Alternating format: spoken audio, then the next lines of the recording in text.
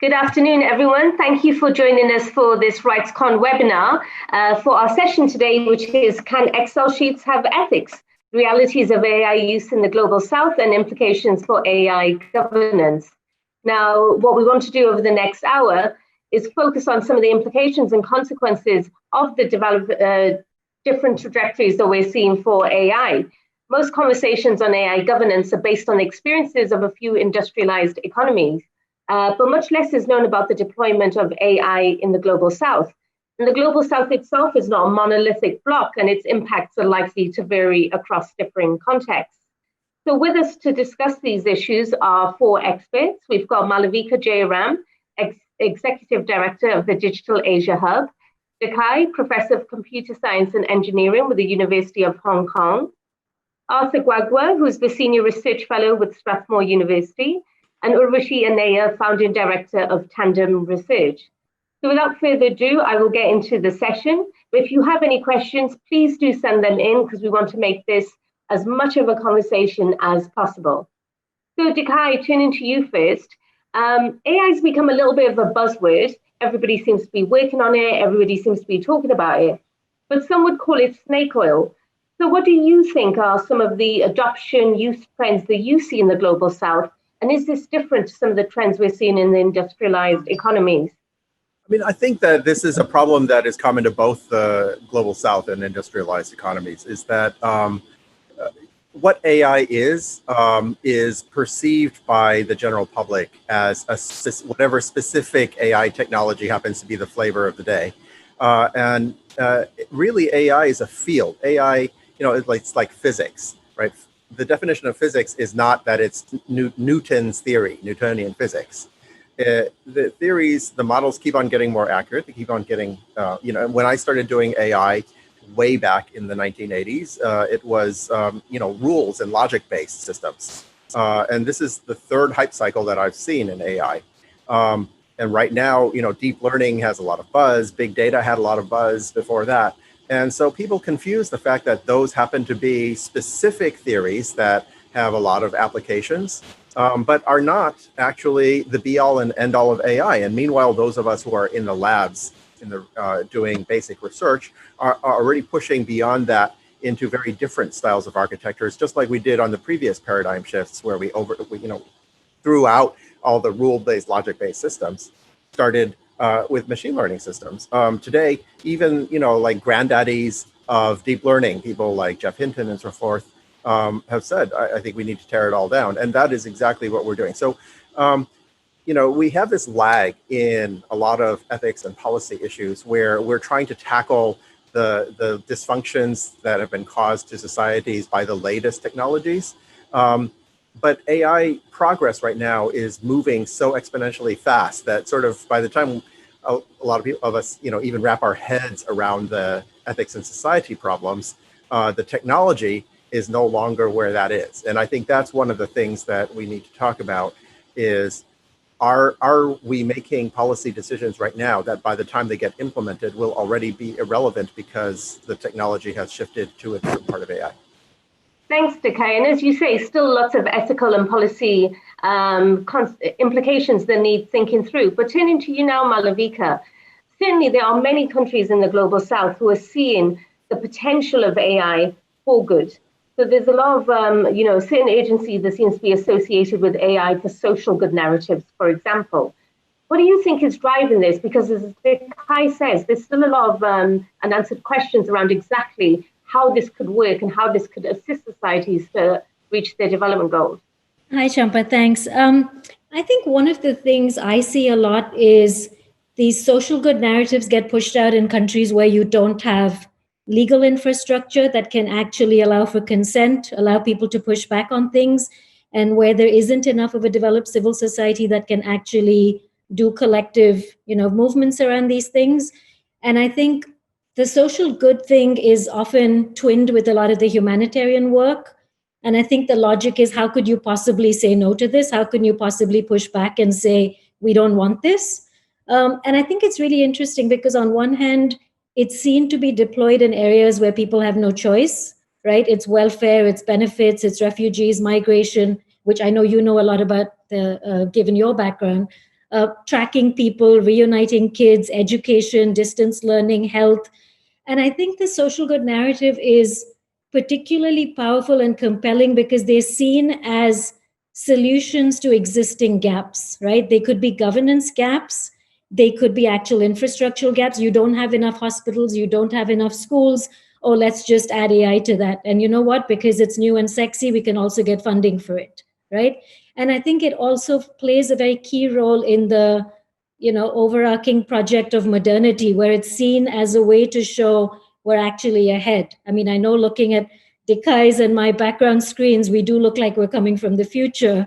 But I think it's that sort of paradox that's really fascinating in Asia, where you have incredibly broken, incredibly poor, incredibly backward infrastructure, but incredibly futuristic, things where cash is dead. Everything is a vending machine. Everything is online. You can pay for one lychee or one apple using WeChat or Alipay, right? So in some ways it's really ahead, in some ways it's really backwards. And I think the social good kind of narrative is one way to sort of straddle those kinds of inequalities in a way that it's seen as very essential to actually push the conversation, to lift all boats, and to pull people out of poverty, to pull people out of existing gaps.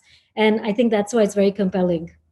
Urvashi, even though it's seen to have this potential, as our speakers have highlighted, there are issues around how applicable the actual global conversation is to some of the developments we're seeing in the global south. Do you think the global conversation around ethics really captures some of the kind of tensions, contradictions, issues that we're seeing playing out across the global south? Thanks, Champa. I think on one hand, some of the conversation we're seeing a couple of strands, right, around the global conversations around the governance of AI. One is the kind of ethical strand. The other is a kind of technical stance. There's a lot of conversation about kind of fairness, accountability, transparency. And I think both don't quite resonate with the realities of the, cultural, political realities in the global south. I mean, just for one, ethics is very relative, right? Ethics is context specific. Ethics is evolving. Ethics moves with time, etc. So to have a kind of standard set of ethical principles that will apply across all contexts seems like a tall ask, right?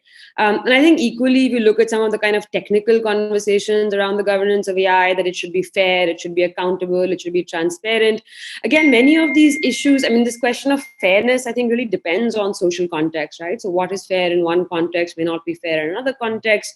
And I think it also raises the question of what really are we talking about? Like, what is the object that we are governing, or what is it that is the object of fairness, accountability, and transparency?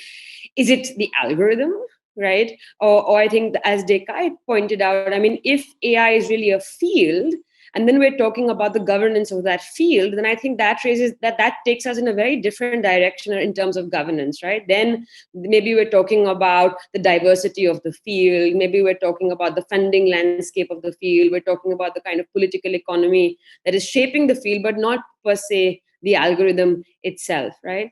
And I think, to chime in also what Malavika was saying, the kind of institutional realities in the global south are very, very different. You have very weak regulatory capacity. You have very weak institutional capacity. Even in your academic institutions, there's very little interdisciplinary work that is happening. So you have the engineering departments who are, slogging away at a particular set of goals, but that engineering department is not talking to your social science researchers. So there's a huge gap there as well, right? So I think all of that means that the specific questions around what needs to be governed in the global south, how those global south realities shape AI governance, are very different across these contexts. Thank you. Dekai, turning to you now. Urvashi touched on some of the challenges, and one of the things that a lot of campaigners, civil society organizations are worried about is privacy. And some parts of the global south, governments who have framed AI as critical for nation building, put great emphasis on the collection of citizen data to enable AI systems, domestic innovation. As AI techniques progress, how important is big data, and how do you balance that against, people being able to have control of what happens with their own data? Yeah, I think this is a really tricky issue when it comes to the global south. On the one hand, privacy is something I've been concerned about for many years. And on the other hand, I do recognize, I think it's important to look at, if we look at Maslow's hierarchy or any similar theory, societies and cultures are at different levels of what they prioritize.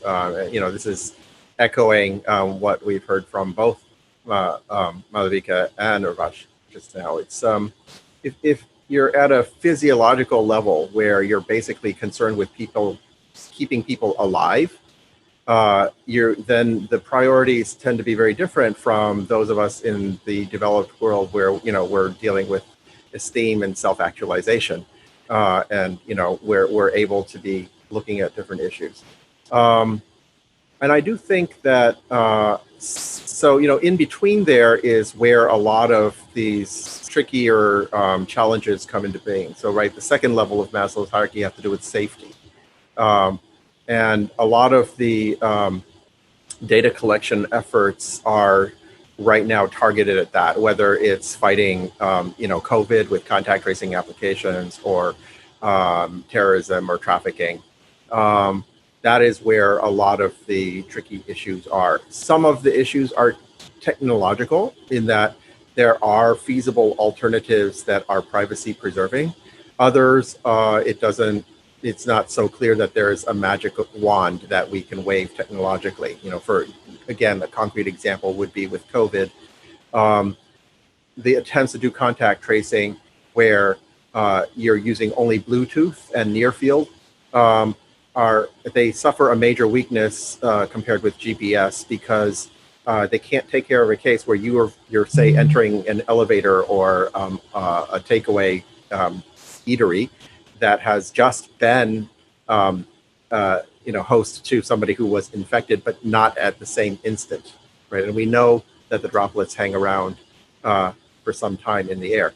So there is as with so many things in AI ethics, you end up with these conflicting principles of the right to, one of the most basic human rights is the right to life, right? And so here we've got something that's literally killing a lot of humans.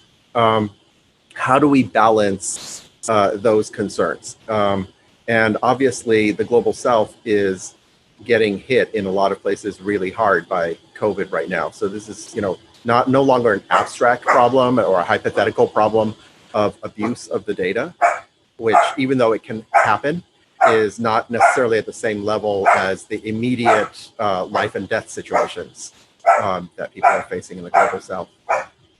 We seem to have an additional guest. I do. I apologize.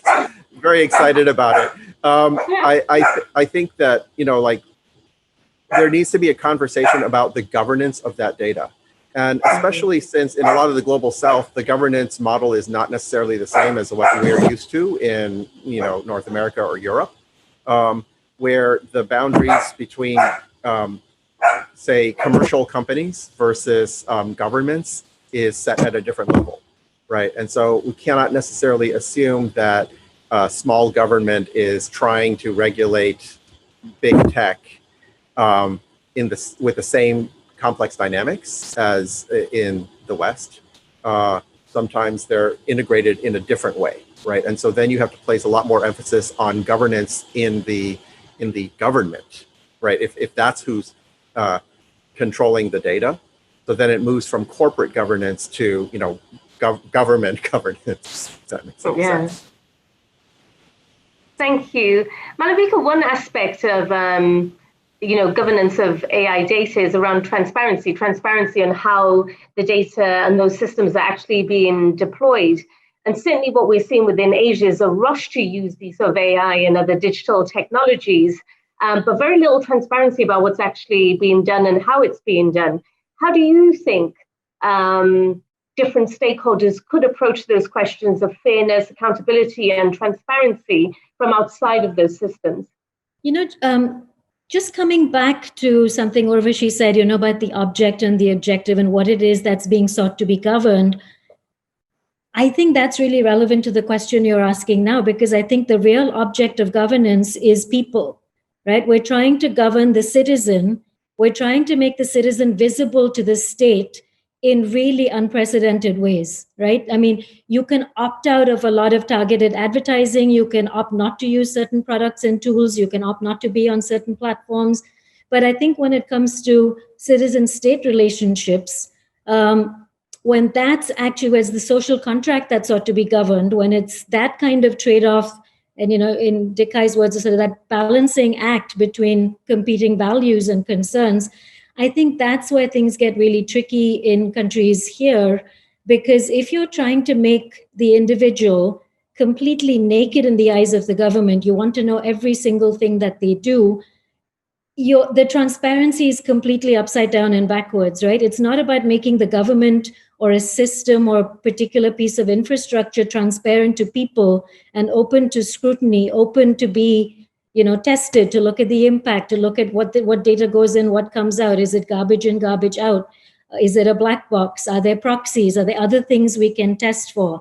Is there a control test? Do we know what it would look like if it wasn't an automated decision? Do we have a human alternative that we can compare it to and say, this is actually fairer and this is actually the way we should go forward? But I think when you're really trying to pin down the state, the citizen in the eyes of the state, it is really a question of power differentials, right? And I think that's what makes this incredibly critical. And I think the transparency fight is something, whether it's freedom of information requests, whether it's all kinds of other ways in which people have been trying to push back and peel the layers of the onion to make governments more scrutable and more accountable. I think all of those are at risk right now, right? Journalism is in peril. Freedom of information is in peril. Laws are being scaled backwards. There are laws about foreign funding, and often there's absolutely no local appetite for this to be funded. So if you want transparent and accountable systems, it's usually the open societies, the Omidyars of the world that are interested in funding such research. And it's often painted by nationalistic, tech bros as foreign interference, right? So it makes it incredibly hard for people like all of us here to even do our work, to even hold truth to power. So I think governance, when it comes to issues of fairness, transparency, and accountability, it seems like a first world problem. It seems like such a privilege and a luxury to even be talking in those terms, rather than look at the brutal ways in which automation can actually render you illegible, invisible. And again, it's what's your threat model? Is privacy the thing you're optimizing for, or is visibility in front of the state so that you're included in a system that is otherwise excluding you and preventing you from getting the benefits you deserve? You can't treat it as a one size fits all, and you would look at those things completely differently depending on what it is you're optimizing for. Thank you. And Urvashi, taking that on board, there is no one size fits all. What can be done, do you think, whether global level or regional levels, or do you know any examples of where governments in the global south or stakeholders in the global south are able to protect the interests of the people amidst all the sort of conversations that are happening around, whether it's big tech, the relationship between states and big tech? What can be done to preserve that space where people are able to push back against some of the excesses that we're seeing? I'm going to answer your question with a question, I think, rather than a solution. I mean, I think one of the things that's worth noting about what's happening in the global south, and you'd mentioned this earlier, I think, in a question you'd posed, is this emphasis on thinking about AI as part or as necessary of the kind of nation building process, right? So that is the narrative that is being sold to the population, that we need AI to be able to secure our economy, to be able to leapfrog kind of development challenges. And I think what that then does is that it frames the problem in terms of trade-offs, which is already problematic, I think. I mean, trade-offs is a very limited kind of way to think of it. But then the trade-offs, the points of that trade-off become the collective good, right? So are you willing to sacrifice your privacy for the collective good? Are you willing to sacrifice your civil liberties for national security? And I think that becomes a really critical challenge for thinking about governance, right? Because then in some sense, your AI systems are supposed to be optimizing for that nation building, right? That's the kind of narrative you're sold. And you're also told that in that process of nation building, there will be exclusion, that nation building is an exclusionary process. And so there will be certain people who get left behind for a certain period of time, and over a period of time that will kind of equalize, right? So I think that's a particular tension that we see in the global South. I think one of the other kind of tensions, and it's both a tension and maybe a solutioning direction, but not a solution, is also how the physical presence of big tech companies in the global South. So what I find interesting is that these companies don't have a large employee base in many of these countries, right? Most of their critical employees are sitting in other geographies. So when Google or Amazon decides to sell certain kind of facial recognition tech to the military, employees sitting in the US might have the option, and we've seen recently exercise that option of walking out or leaving their jobs or creating a noise about it on social media, right? But in many parts of the global South, where these technologies are already being deployed precisely because of that legal vacuum, you don't have that domestic employee base. So where is that resistance going to come from? Who is going to push back, right? So I do feel also that it is one of the things that also needs to happen is that if big tech companies are playing such a big role in the global South, in the provision of kind of digital infrastructure, and they are the ones who are rolling out a lot of the AI kind of solutions, then there needs to be that domestic employment base, right? That provides that kind of accountability, that provides that kind of checks and balances, and that's something that we don't see, right? So, I mean, that's far from a solution, but I think the point that I'm making is that the solution is not specific to AI, right? And that goes back to the point I think that Dikai was making earlier, that if AI is a field, then the solution is around the governance of that field and how that field develops rather than particular applications of AI. We've had a question come in that I want to ask all three of you, but Dikai, if we come to you first. I mean, we've talked a little bit about states and big tech as if they're oppositional partners, but there's a space for public-private partnerships and mutual learning. So what possibilities do you see in that space, Dikai, that can deal with some of the challenges we're talking about? Or do you know of any examples where there is positive experiences of public-private partnerships and mutual learning? So I think that there is, again, this is very culture dependent because, what private companies look like differs amongst different countries, especially in the global South, and very much is tied to the governance systems and so forth. There are in some countries, some countries nationalize industries to a larger extent. They may be still very private companies, but a lot of state ownership. But then again, ownership is not necessarily the same thing as management. And so there's still quite a lot of questions about data policies, data sharing, et cetera. Clearly within China, there's a very strong partnership between not only state-owned enterprises, which obviously are quite close to the government, but also very commercial companies. The big tech companies in China are highly profit-driven, highly competitive with each other, and yet are also typically there's a very strong notion within that culture of how they should be contributing to the health of the society and not to dysfunction. Do they always succeed? No. For example, in search of profit, gaming really got away and addicted a lot of people, resulting in some big policy shifts to try to discourage that because the youth were just completely addicted and not doing anything anymore. What kind of private, public-private partnerships are we talking about here? Clearly in terms of fighting COVID, to look at those case studies, there was a lot of partnership between the big tech companies within China and government efforts to combat COVID. And across a lot of other areas, there is that too.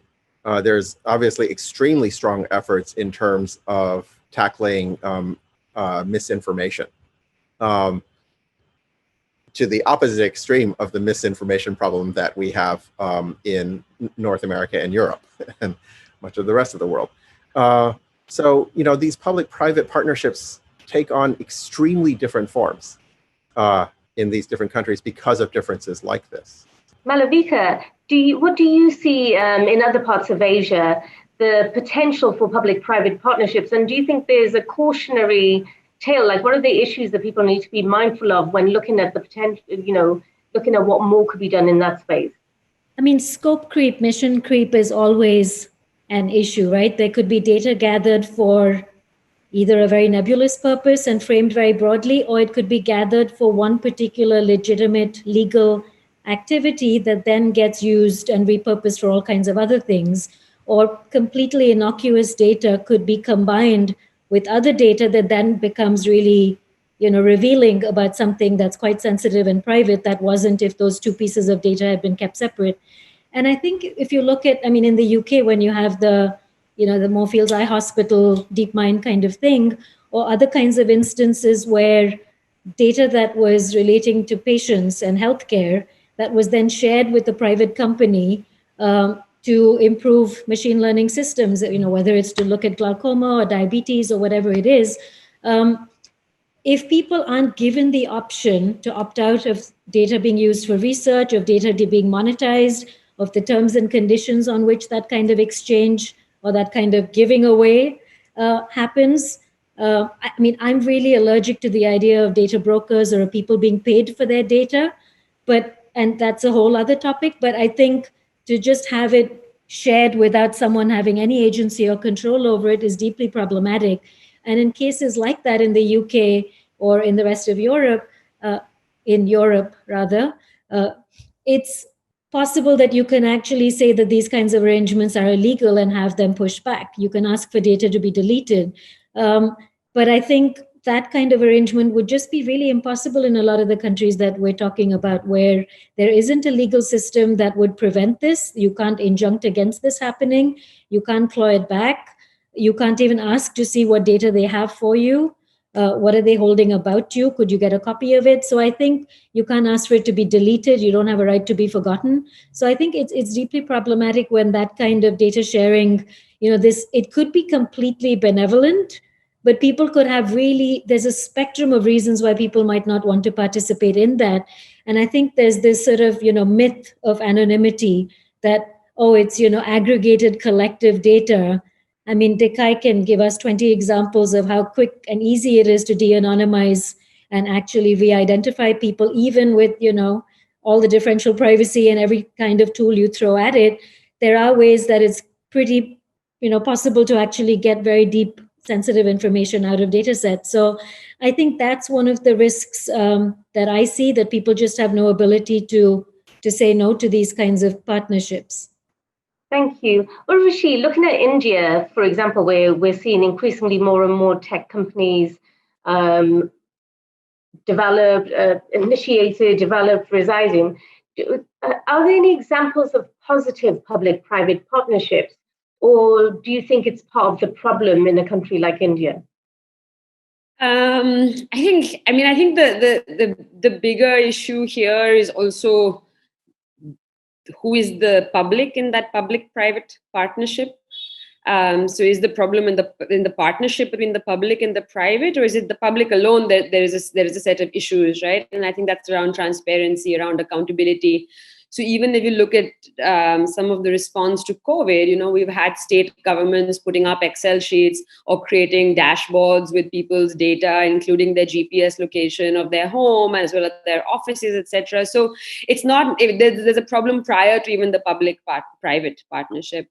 I think even with the private, even if you think of the public-private, one of the issues that we see is that the private is actually very few sets of actors. It's not that we have a huge, very vibrant, competitive competitive private ecosystem, and somehow that competition is enabling better privacy protecting practices or so on and so forth. It's actually a very few select actors. And those few select actors are in some sense the ones who are providing the technical input into government, and then are also helping the government shape the policy to govern that technical input or the applications that come out of it, right? So I think it's much more problematic than just that public-private partnership.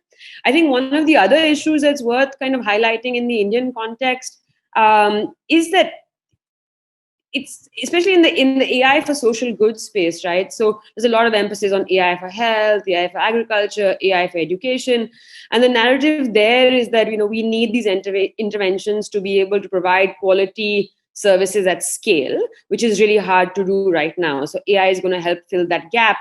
But what we're seeing also is that a lot of these projects seem to die at the pilot phase. So it's not really clear what the business model for them is post that pilot phase, right? So whether it's a diagnostic tool for a particular disease or for agriculture. So when it dies at the pilot stage, so then the question becomes, how does it go to market, right? And then again, here it seems like either it's the state that can take something like this to market, or it's big tech companies that can take something like this to market. So a lot of the kind of piloting or the whole bunch of solutions using AI for social good, where there's a lot of private actors in that space. Once that pilot stage is over, a kind of funnel effect, I think, is happening, where there's actually very few actors that are able to then go from that pilot phase to taking it to scale. So then again, I'm not sure whether it's a public-private issue as much as it's thinking about those specific actors and how do you broaden that ecosystem and then create kind of rules and principles to govern that ecosystem. Urvashi, just on that, because we've had a question come in that says, some of the language that's used AI for social good is quite nebulous. It's a little bit of an empty signifier. What are the parameters or the values you think we should be looking at in order to assess AI? If some of the language that we have now is inadequate, where would you draw, what are the important metrics from your point of view? I think it really goes back to the point that Dekai raised in the beginning, right? What are we defining as AI?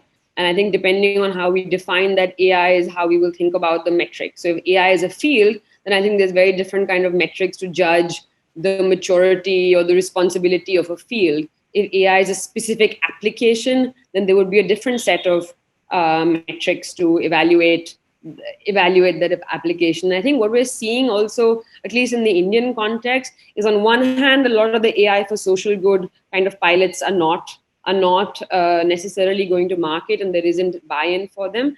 But where we're seeing a lot of uptake is around the state using kind of AI tech for surveillance purposes, like Malavika was saying, to make the citizen as visible as possible. So then that's what we need to be evaluating. And I would imagine that the framework there has to be around kind of civil liberties and human rights. And that's what we need to kind of be optimizing for, rather than being optimizing for nebulous kind of social good objectives.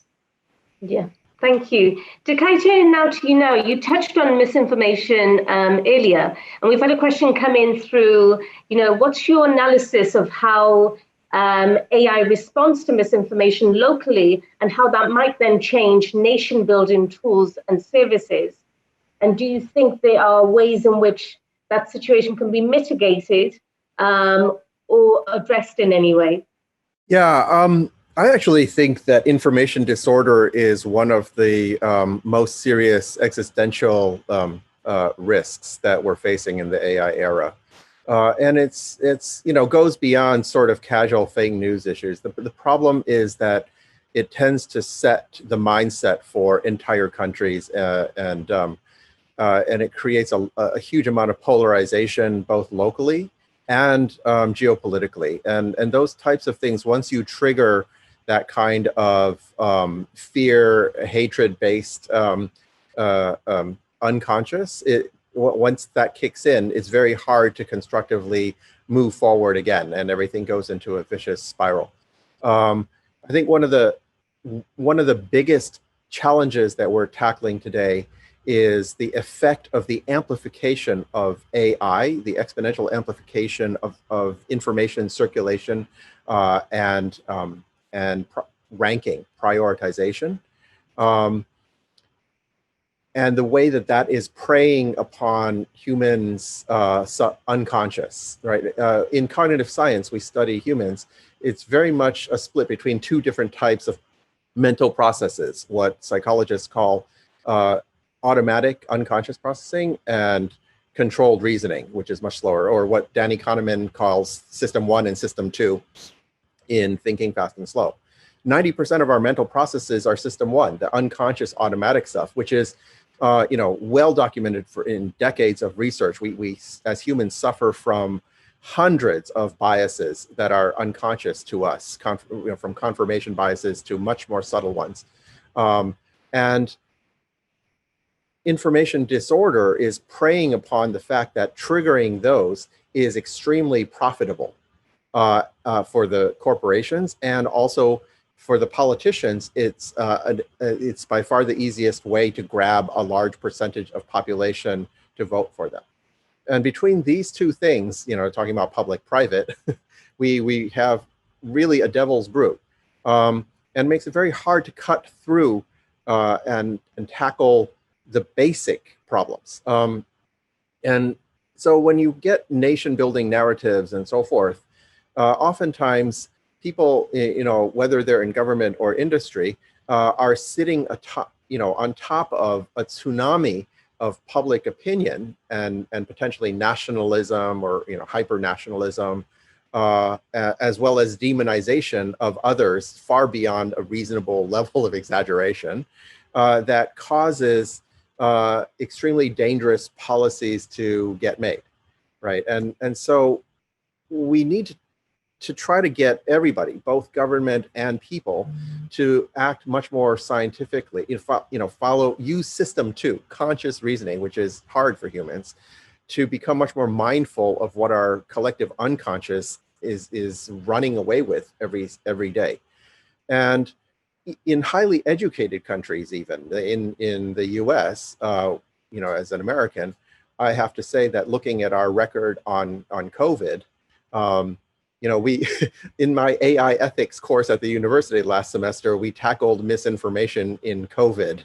And it's really, if this is how we did on something on a danger that was so immediately in front of our noses, if that's the best that we could do to tackle our collective unconscious, then it's really frightening to think about how we'll handle more abstract, further away dangers than the imminent COVID threat. So when you're going to the global south, and education levels may be in some places even less than that we have in the US or the UK or whatever, I think this is really an existential challenge, right? The global south, we're talking about the majority of the world's population. And if information disorder is allowed to drive people unconsciously into irrational positions, then we're going to end up with a conflict that we can't survive. Thank you. It's interesting because it's true that, there's something lacking in terms of how people critically engage with information and the set of tools needed to show people how to do that. But Malavika, turning to you now, the other aspect is that whether states or big tech, they've really struggled to stem misinformation or know how to deal with misinformation. And do you think existing frameworks like the human rights framework is adequate to the challenges posed by misinformation? Or is it that we have a gap here in terms of how an issue like that can be approached? I think that's a really, really nuanced question. I don't know that I have an answer, but I think to the extent that misinformation is really a battle about what truth is, right? It's, as Dikai said, it's not just about propaganda or just about certain types of information. It goes way beyond that. And I think if it's a battle for what truth is, and if we recognize that there are many different truths, many different realities, like you started off this session by saying the global south isn't a monolith, and I think information and truth aren't monoliths either. And I think that's a battle for competing narratives. And I know it's, the people who, have the metaphors define what a society takes to be real, like the Lakoff and Johnson kind of, metaphors thinking. I think that's really difficult. And when you're dealing in countries where you have unequal access to mouthpieces, to loudspeakers, to things that can amplify, and unequal access to technology platforms, and unequal knowledge about how to use them and game them. Sophistication, skill levels, literacy, platforms being, geared to certain audiences and not others. I think it's incredibly challenging. I think there's a lot of interest right now as the ethics washing gets bigger and bigger. There's a lot of stuff of, let's talk about Shinto, let's talk about Ubuntu, let's talk about indigenous ethics, let's talk about all these wonderful new ways of looking at things. But I think there's a lot of cultural relativism that's inherent in this, which also says there's something a little patronizing and a little condescending when people say, oh, well, if it's in a particular culture not to be private, who are we as white Western people to tell these people that they should care about human rights and privacy when they have no history of human rights, right? It's very imperialistic and it's colonial to impose human rights on them from the top and, let them figure out what information is true and isn't. And, the same tools, the toolkit might not apply. I mean, we see it all the time, not just with misinformation, but with privacy, with all kinds of issues, right? This kind of very self-selecting, cherry picking of cultural relativist tropes when it's convenient, when the rest of the time it's saying, oh, we can't, block certain content, we can't take down in only certain countries because we're a global company, we have global norms, it's too expensive, it's too painful for us to not be anything different. But when it actually lowers the floor rather than raises the ceiling, it's suddenly everyone's interested in being very respectful to local culture. And I think that's something we're seeing a lot in how things like misinformation are tackled. But equally, to Urvashi's point earlier about how there aren't enough feet on the ground, people don't understand the sort of signifiers, the symbols, the semiotics of certain things being said. If you want to avoid a national security law in Hong Kong or in certain kinds of censorship in China, you're going to use proxies for certain language that is not allowed. And if someone isn't familiar with those kinds of in-jokes and the sort of codes that actually, enable these kinds of underground conversations, you're not going to know what to keep up or down or how to manage this discourse. And the other thing I wanted to say, and this isn't on misinformation alone, but to come back to the point of public-private as well, is that when you have countries like India, which have a very deliberate strategy to see the data of its citizens as a national resource under its e-commerce policy or in other kinds of narrative, that's deeply problematic. You're actually saying all of this is owned by the state. This is a resource that we have. We can't compete on many other things, but my God, we've got 1.2 billion people. That's something we can be number one at. So why don't we use that data to harvest and mine in ways that are super creepy, and we can use it to train the AI. And this isn't new. We've seen it with Aadhaar. We've seen it with all kinds of other systems where things that would be egregious and illegal and unlawful in other countries are trialed and piloted in countries that don't push back on them. And once they're perfected on lots and lots of data of people who have no agency to say no, then they're sold and marketed to the rest of the world saying, this now works, now it's good enough for you, the error rates are down, the false positives, the negatives are acceptable to you.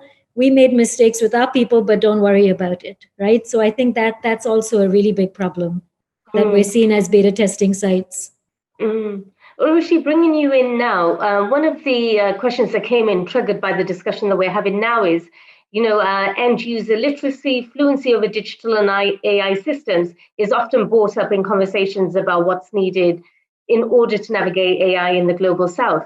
But how do you think the question is, how does one imagine how such literacy is possible given the institutional and capacity realities of different contexts in the global south? I mean, if we're saying that we want to make sure people are able to critically consume information, how do we do that when the capacities for skilling up people may not be there?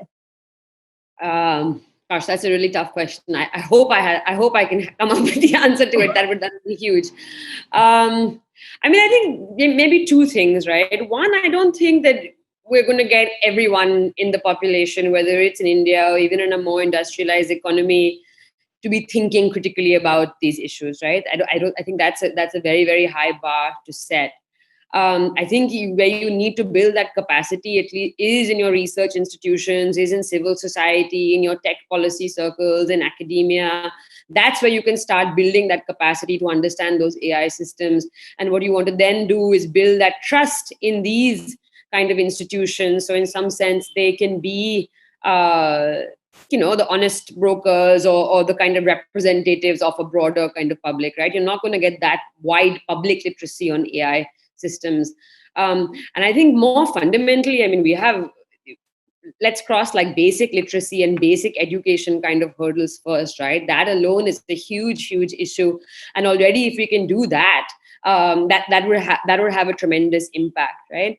And again, of course, the irony is here is that now we're looking to AI to be able to do that as well, right? So we're saying that the population needs to have that level of criticality, of critical understanding of these issues, but the way that we want them to leapfrog existing kind of education and skilling gaps is again through AI systems. So that's not really going to work out, I don't think. So I do think that it's a much more basic kind of fundamental issue around education, around literacy, around public infrastructure.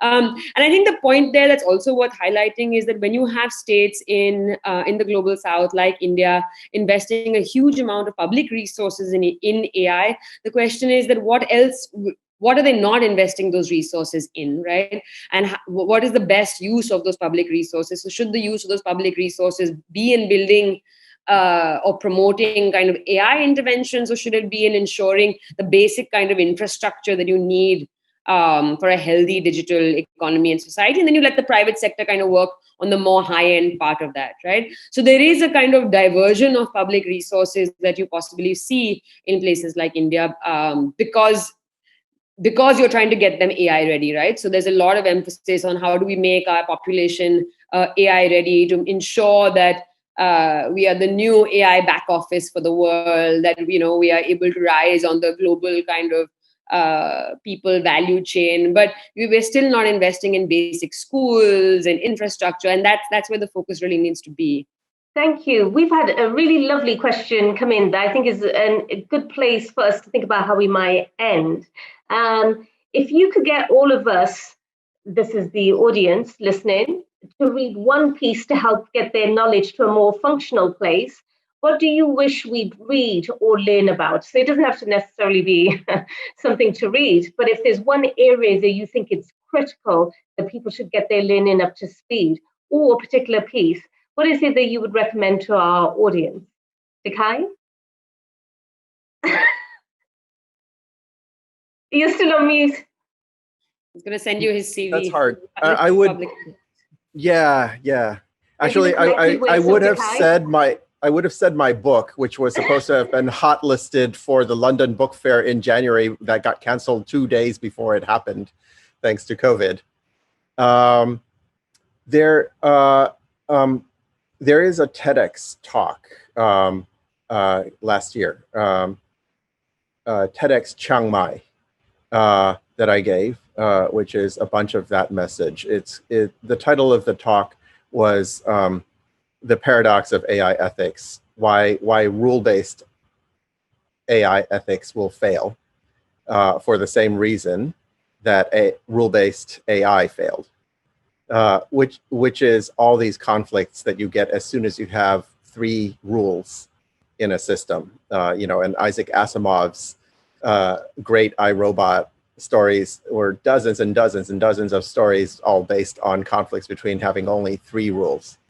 I think we need to learn the lessons that AI learned, which have to do with being highly empirical, looking at data and not only armchair theories, and have to do with understanding the need to optimize, because our ethical rules are always going to be in conflict with each other for any real problem.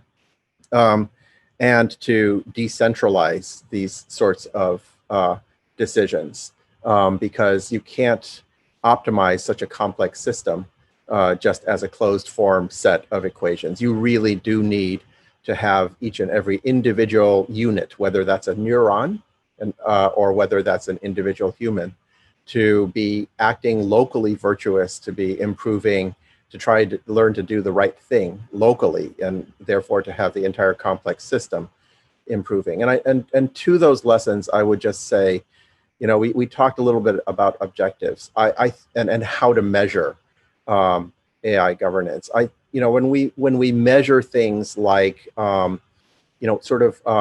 enabling features, whether it's fairness or transparency, privacy, I think we also at the same time need to, so in some sense, those in machine learning are the hidden features. And while you're trying to optimize those, you also have to look at the bigger picture. So not lose sight of the forest for the trees.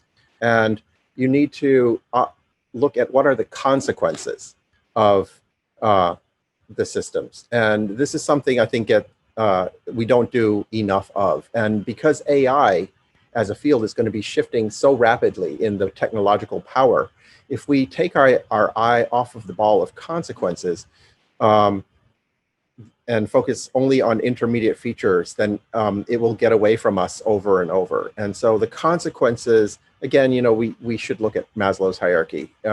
What are the consequences for physiological health, for safety, and then for love and belonging, for esteem and self-actualization?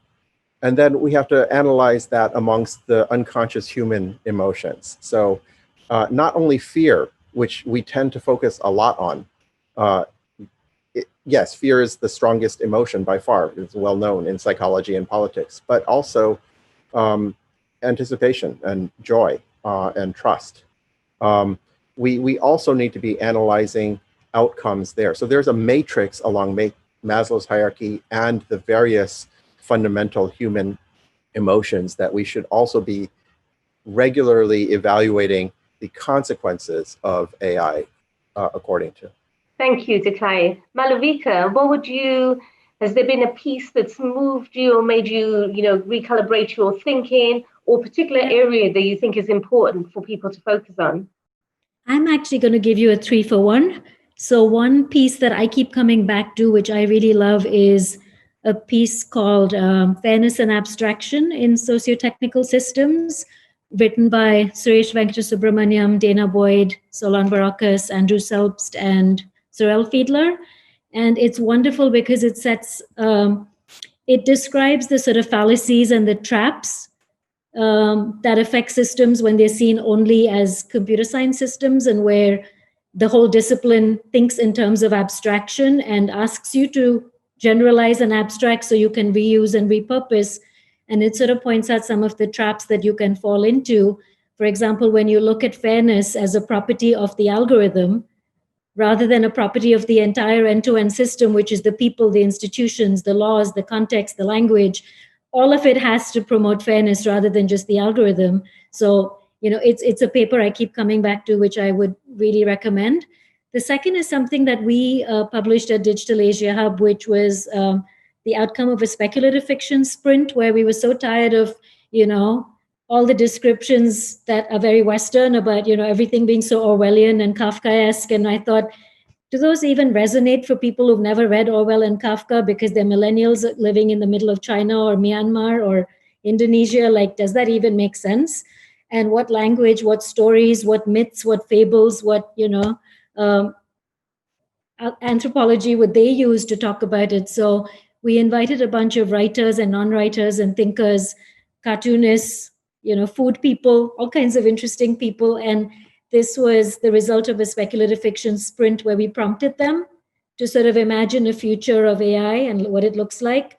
And it's a really wonderful, wonderful piece. It's on our website or on the Berkman Center website. And the third one, which is very recent, and I'm saying this partly because I feel terrible that Arthur, who was supposed to be on our panel, hasn't been able to connect, which leaves all of Africa, not that he would speak for the whole continent, but it leaves a very important perspective out of today's discussion. But I would, in substitute, I would offer Sabello's recent paper called From Rationality to Relationality, Ubuntu as an Ethical and Human Rights Framework for AI Governance, which is on the Harvard Kennedy, the Carr Center's website.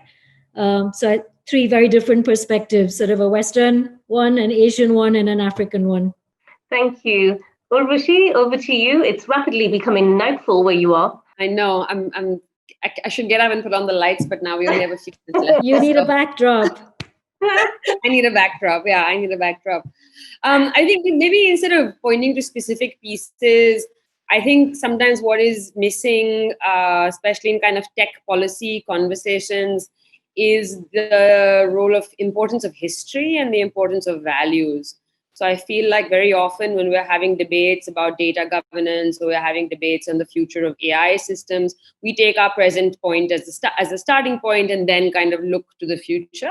And in some sense, I think we're often quite preoccupied with gathering more and more evidence to be able to demonstrate the validity of one's point or one's argument and so on and so forth.